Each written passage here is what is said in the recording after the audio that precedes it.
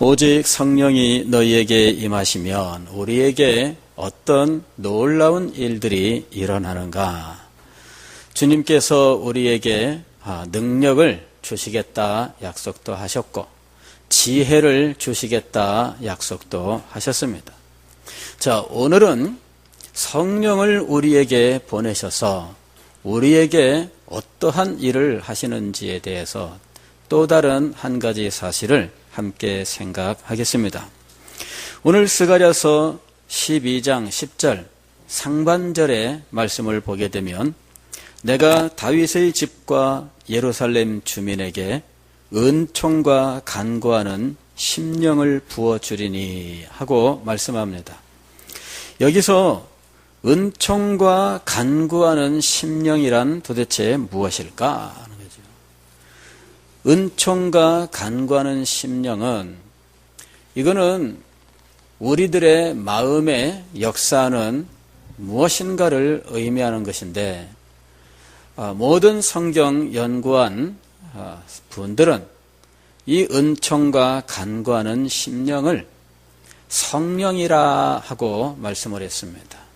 즉 성령께서 물 붓듯이 부어주시는 때가 올 것인데 그렇게 물 붓듯이 부어주신 성령께서 행하시는 두 가지의 큰 사역에 대해서 약속하고 있는 예언의 말씀이다 하는 것입니다.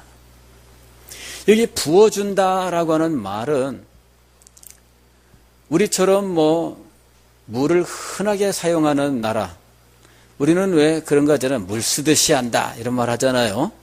그러니까 옛날부터 우리나라는 물 걱정 없이 그저 마음대로 물을 사용하면서 지냈습니다.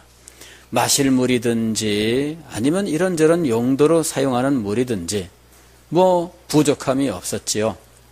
그러나 이제 우리나라도 전 세계적으로 볼 때에는 이제 물 부족 국가에 해당한다 하는 사실을 이제는 다 알게 되었습니다. 우리나라도 이제는 물 부족 국가가 되었어요. 그래서 우리나라 자체적으로 풍족하게 쓸 수 있는 물은 없는 겁니다. 아니 우리는 아직도 물의 부족함이 없는데요 이렇게 생각하실지 몰라요. 그러나 조만간에 이제는 물이 없어서 쩔쩔매는 때가 올 것이다. 물에 대해서 연구하는 분들은 그렇게 경고하고 있어요. 그리고 이제 이렇게 물이 부족하게 되는 사태를 막기 위해서 여러 가지로 연구하는데 할 수 없습니다.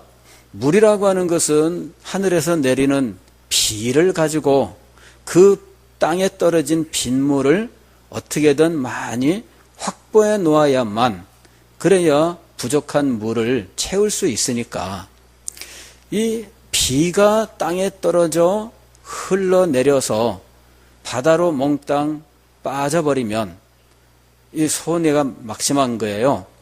그래서 어떻게 하면은 이 빗물을 우리가 많이 확보할 수 있느냐 이것에 대한 연구를 하는 거죠. 이제 그 중에 하나가 산에 나무를 많이 심는 일입니다.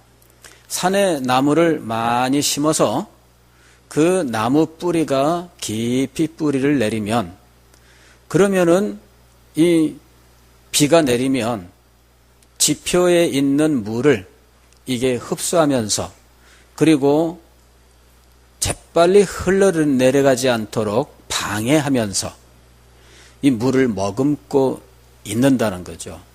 나무가 없으면 그냥 비 내린 다음에 후 흘러내려가면 끝나는 거예요. 나무가 있으면은 이게 나무 뿌리 사이에 물들이 차면서 천천히 내려가는 거죠.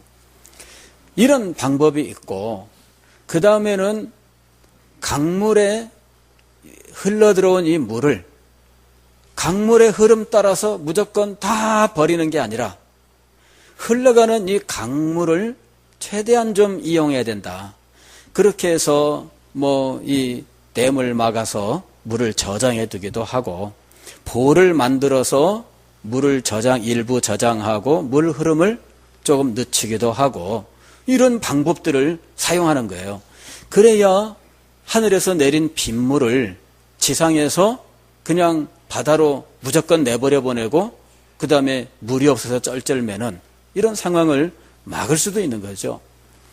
그 다음에 이제 우리 건물을 가지고 있는 사람들은 건물에 먹는 물 대신에 이런저런 이 용도로 물들을 많이 사용하게 됩니다. 그런 물들은 반드시 수돗물이 아니어도 되니까 이 빗물을 받아서 그런 용도의 물로 사용하는 일들이 있습니다. 그래서 지하에 큰 이 물탱크를 만들어 놓고 비가 내리면 지붕을 통해서 이 물들을 이렇게 받아요. 이래가지고 이 빗물을 지하에 있는 탱크로 모아서 그 탱크에 빗물을 모아놓고 이 빗물을 가지고 화장실 물 내리는 데 쓴다든지 뭐 이런 용도로 사용하는 이런 방도가 있겠죠. 아마 앞으로 우리나라도 물을 모았다가 사용하는 이런 방법에 대해서 아마 굉장히 많이 연구하고 또 보편화시키는 일들이 이제 일어날 것으로 보입니다.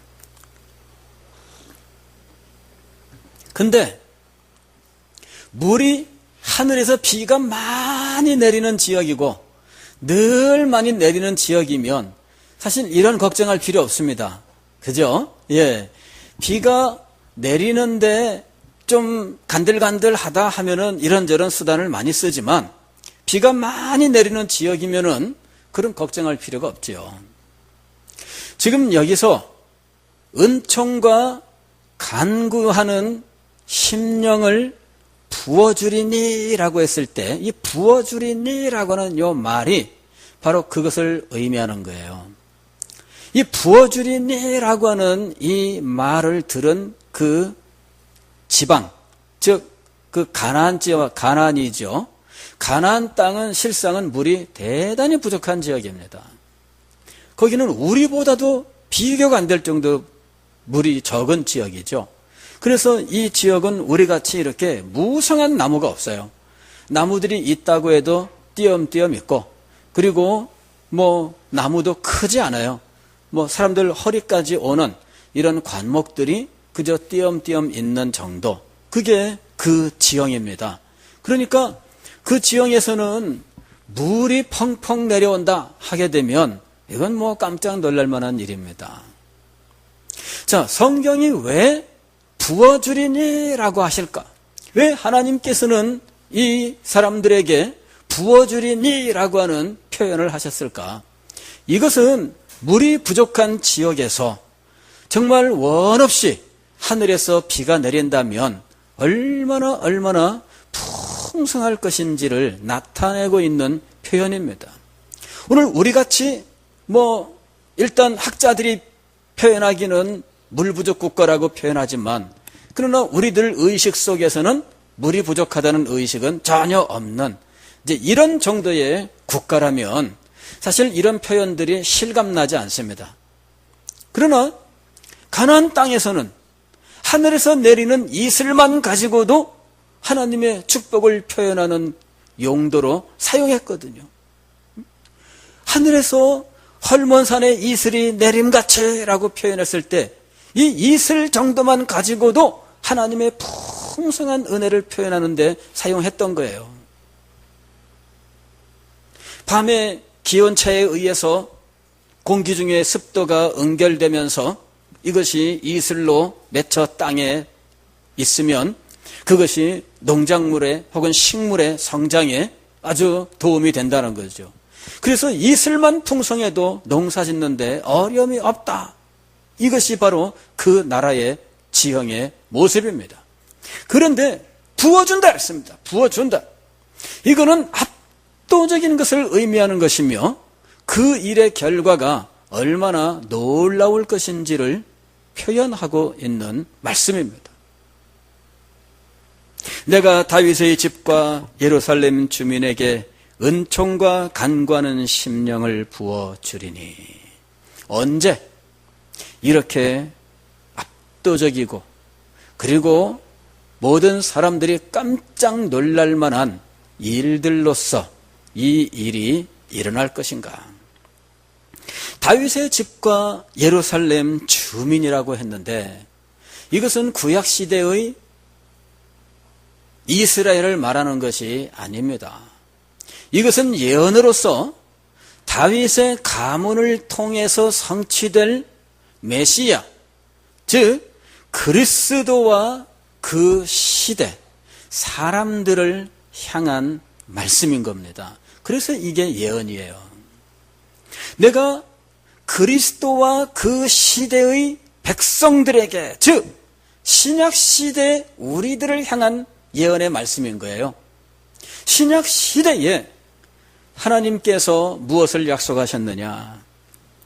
은총과 간구하는 심령을 부어주시겠다는 약속을 하신 겁니다.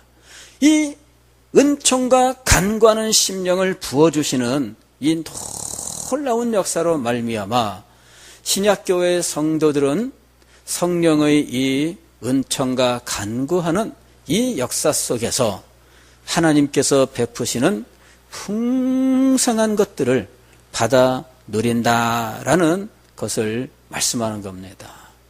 그러면 여기서 약속하고 있는 성령과 그 성령의 사역이란 무엇이냐 하는 거죠. 여기서 약속하고 있는 성령의 부어주심은 신약시대에 압도적으로 부어주시고 역사하시는 성령을 가리키고 있는 것입니다. 그리고 그 성령의 사역 중에서 특별히 기도의 사역을 말씀하고 있는 것입니다.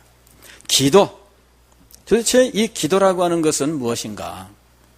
기도는 어떤 종교에서든지 찾아볼 수 있는 가장 중요한 의무이면서 특권입니다. 이 세상에 종교 있는 모든 곳에는 기도가 있어요. 그리고 기도가 없는 종교가 있다면 그 종교는 별 볼 일 없는 종교입니다.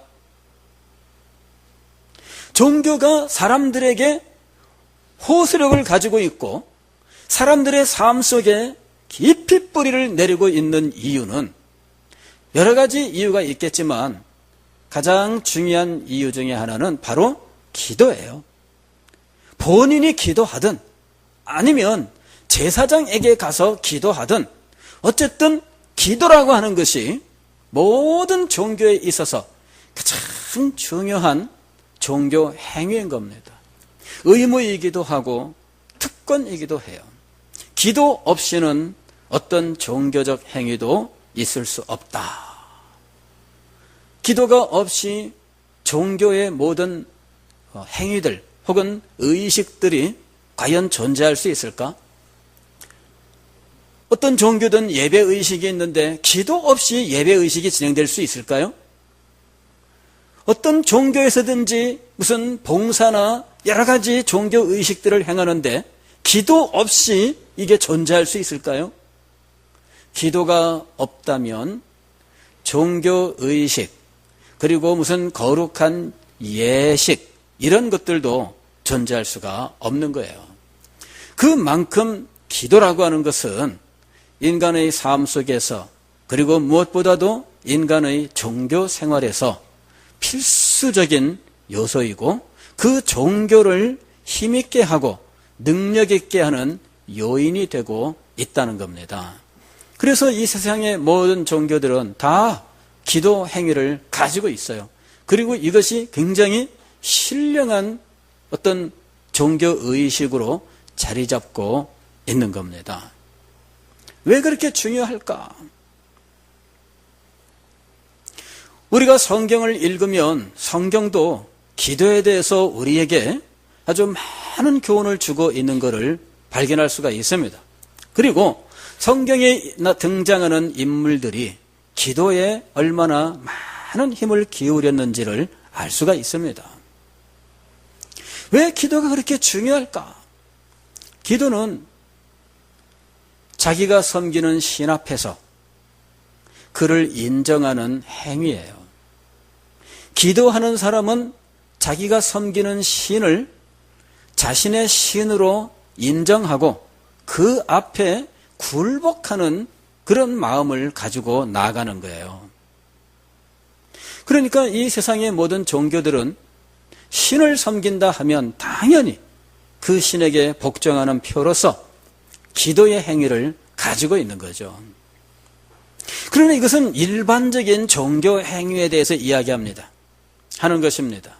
오늘 우리는 기독교, 하나님께서 우리에게 은혜의 수단으로 주신 이 기도에 대해서 생각을 해야 됩니다. 이렇게 중요한 기도는 하나님께서 교회 안에 은혜의 수단으로 주신 겁니다. 이 기도를 통해서 우리는 하나님께서 우리에게 주시는 모든 은혜를 받게 하셨어요. 기도 없이는 어떤 은혜도 우리에게 제대로 임하지 않습니다. 한번 생각을 해보세요. 기도하지 않는 사람에게 무슨 대단한 은혜가 임하겠는가 한번 생각을 해보십시오. 기도가 하나님께서 우리에게 주시는 모든 은혜의 근원이 돼요. 기도가 있어야 은혜가 임하는 거예요. 기도가 있어야 은혜가 우리에게 올 수 있는 거예요. 기도가 있어야 은혜가 더욱더 풍성하게 되는 거예요. 기도가 있어야 하나님께서 주시는 것들이 풍성하게 임할 수 있게 되는 거예요. 그리고 이 기도가 없다면 이런 것들이 우리에게 임하지 않습니다. 기도가 얼마나 중요한 것인지를 우리가 알아야 돼요. 어떤 분은 이렇게 얘기했어요. 기도가 없다면 멸망하는 짐승과 짐승보다 무엇이 더 나을 것인가 그랬습니다. 제가 그 글을 읽고 나서 와, 그렇게까지 말할 수 있는 거구나. 그렇게까지 말할 수 있는 거구나. 알고 보면 기도하지 않는 인간, 아니 기도하는 짐승 한번 생각을 해보세요. 개가 기도를 할까요? 소와 돼지, 말이 기도할까요? 사자가 기도를 할까요? 코끼리가 기도를 할까요? 알고 보면은 기도는 사람만 할 수 있어요. 더군다나 우리는 참 하나님을 섬기는 사람들로서 하나님께서 모든 풍성한 은혜를 주시겠다고 약속하시되 그것들을 기도를 통하여 받게 하셨다는 거죠.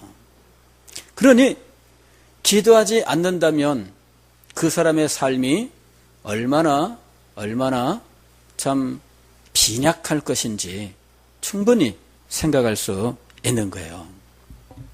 젊은 사람들은 젊기 때문에 아직 이런저런 인생을 잘 모릅니다.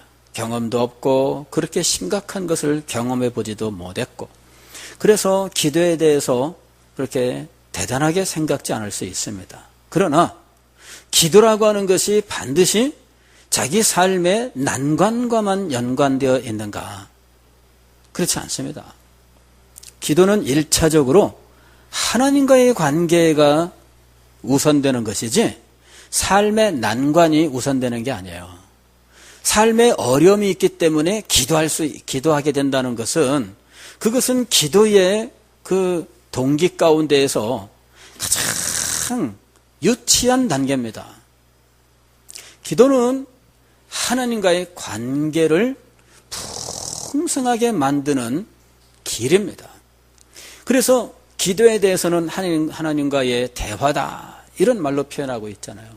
하나님과의 친밀한 교제가 있을 때 우리는 하나님께로부터 하나님의 사랑과 하나님의 기쁨, 하나님의 모든 인자와 자비에 속하는 것들을 풍성하게 받게 되는 것이죠. 그래서 기도는 가장 탁월한 성도들이 가장 힘을 기울였던 일입니다. 기도에 힘쓰지 않고 탁월한 성도가 된 사람이 없어요.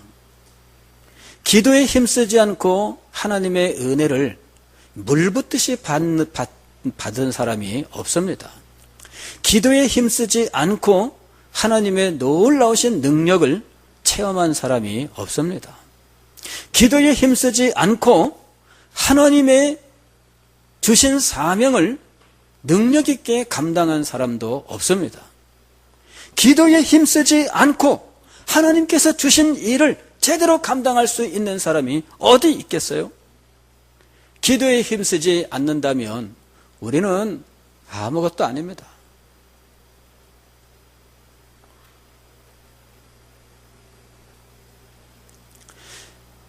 인간적으로 볼 때의 모든 종교에서도 기도가 중요한데 하나님을 섬기는 우리들에게 있어서 기도는 얼마나 더욱더 중요할까? 우리는 신앙생활은 바로 기도 생활이다라고 하는 정도로 기도가 우리 신앙생활의 핵심이라고 하는 사실을 꼭 기억을 해야 돼요. 기도 없이는 신앙생활이 이루어지지 않습니다. 우리 청년들만 한번 따라하겠습니다. 기도 없이 신앙 없다. 기도 없이 신앙 없다. 이걸 우리가 잘 기억을 해야 돼요. 뭐 이렇게 저렇게 바쁘고 하다 보면은 뭐 기도 생활도 제대로 못하고 이러는 일들이 많이 있는데 그럴수록 우리는 기도 생활을 절대 포기하지 않고 이걸 붙들어야 된다는 이야기예요. 근데 실제로는 기도만큼 어려운 게 없어요. 그죠? 기도는 뭐 너무 힘들어요. 뭐 답답하면은 부르짖으러 나와서 부르짖는 거는 좀 낫지만 그러나 평소에 기도하려면은 얼마나 힘들어요. 그런데 성경은 바로 그런 사람들에게 하나님께서 무슨 일을 하신다고 약속하고 계십니까? 은총과 간구하는 심령을 어떻게 하신다고요? 부어주신다. 부어주신다고 하는 것은 아주 풍성하게 부족함이 없이 넘치도록 그런 의미를 갖고 있어요. 부족함이 없이 넘치도록 풍성하게 부으시는 것은 그 일의 결과가 얼마나 놀라운지를 예견하게 하는 거예요. 이 약속의 말씀이 놀라운 것이 바로 그겁니다. 실제로 신약시대의 성도들은 구약시대의 성도들과는 비교할 수 없는 정도로 성령께서 그의 기도 속에서 역사하고 계십니다. 성령께서 그의 기도 속에 함께 하시고 그리고 그 마음속에 기도에 강력한 동기를 주셔요. 기도하고 싶은 마음, 기도에 소망을 주십니다. 그리고 기도에 매진해 보면 그 기도를 진행할수록 기도에 능력을 베풀어 주셔요. 그리고 하나님의 뜻을 따라 간구할 수 있도록 성령께서 우리의 기도까지 하나님의 뜻에 합하도록 인도하셔요. 그리고 마침내 주의 뜻대로 무엇이든지 구하면 어떻게 된다고요? 들으심이라. 기도의 응답이 그곳에서 나오는 거예요. 그래서 더욱더 하나님 앞에 힘써 기도하는 자리로 나아가게 되는데 여러분들에게 말씀드린 것처럼 하나님께서 우리에게 베푸시는 모든 은혜는 무엇을 통해서 우리에게 전달된다고요? 기도를 통해서. 기도를 통해서 우리에게 전달되는 거예요. 그러니 기도에 힘쓸수록 기도에 더 깊이 들어갈수록 기도에 더 큰 능력이 임할수록 기도에 더 큰 은혜가 임하고 그리고 응답이 임할수록 하나님께서 베푸시는 모든 은혜들이 더욱더 풍성하게 임하게 되어 있는 거예요. 하나님 앞에 예배를 드리는데 뭐 예배 가운데 아무것도 못 느낍니다. 이런 분들 많이 만날 수 있습니다. 목사님의 설교 뭐 들어도 뭐 어렵기만 하고 마음에 뭐 부딪히는 거 없습니다. 뭐 이런 분들도 뭐 많이 만날 수 있습니다. 이유는 무엇인가? 기도가 없어서 그런 거예요. 그런 분들이 진지한 마음을 가지고 하나님 앞에 무릎 꿇고 기도를 해보세요. 하나님, 예배 가운데에서 하나님의 임재가 있고 은혜가 임한다고 하는데 저는 하나도 모르겠습니다. 하나님의 말씀을 들으면 은혜가 임한다고 하는데 저는 말씀 들으면 잠만 옵니다. 하나님 앞에 기도를 해보세요. 그러면서 날마다 하나님 앞에 부르짖어 보세요. 주님께서 여러분을 그냥 두지 않습니다. 왜? 기도는 하나님께서 베푸시는 모든 은혜를 우리에게 전달하는 통로가 되고 있기 때문이에요. 그래서 그런 마음의 소원을 가지고 하나님 앞에 나아가서 뜻을 정하고 기도를 해보면 하나님께서 그 기도를 외면하지 않으신다는 겁니다. 여러분, 주님 앞에 여러분이 가지고 있는 어떤 소원, 어떤 의문이든 가지고 나아가서 기도해 보세요. 하나님께서 기도하는 순간 여러분과 함께 그 기도를 가지고 여러분과 함께 탐색해 나가시기 시작하는 겁니다. 과연 그 기도가 어떤 기도인지 주님께서는 그걸 실마리로 해서 여러분을 이끌어 가시는 거예요. 여러분의 마음속에 깨달음도 주시고 여러분의 마음속에 밝은 길도 주시고 여러분의 마음속에 확신도 주시고 뜨거움도 주시고 여러분에게 하나하나 응답의 은혜도 베풀어 주시면서 여러분을 이끌어 가시는 겁니다. 그런데 이 모든 일들을 우리에게 찾아오셔서 우리 속에서 이루어 가시는 분이 누구냐 하는 거죠. 그분이 바로 성령이십니다. 내가 다윗의 집과 예루살렘 주민에게 은총과 간구하는 심령을 부어주리니. 여기서 은총과 그랬습니다. 은총 그리고 간구, 이것이 함께 나와요. 이 얘기는 뭐냐면은 은총의 영, 이게 은총의 영 그리고 간구의 영, 요 말입니다. 즉 성령께서 하시는 일에 대한 말씀이에요. 은총의 영이라고 하는 것은 뭐냐면은 성령께서 하나님께서 우리에게 주시는 모든 은혜의 샘 근원이시다라는 말씀이에요.